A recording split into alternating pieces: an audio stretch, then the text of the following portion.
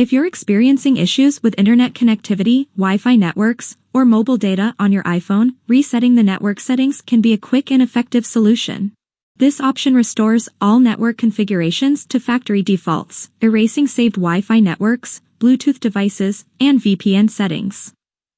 In this guide, you'll learn how to easily reset your network settings and fix connectivity problems. But before we begin, subscribe to my channel MobiTechStar and turn on the notification bell so you can stay updated on my latest tutorials.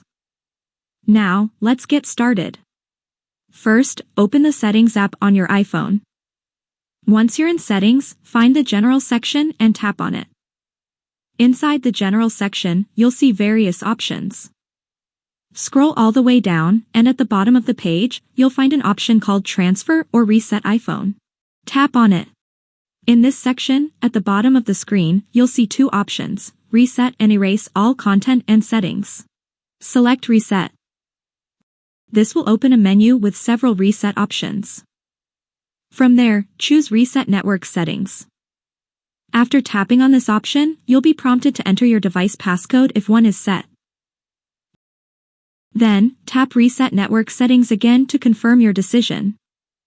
Your iPhone will then begin the process of resetting network settings.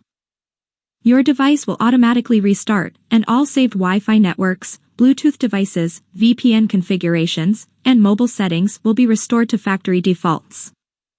After restarting, you'll need to reconnect to Wi-Fi networks by entering passwords and set up Bluetooth devices again if you use them.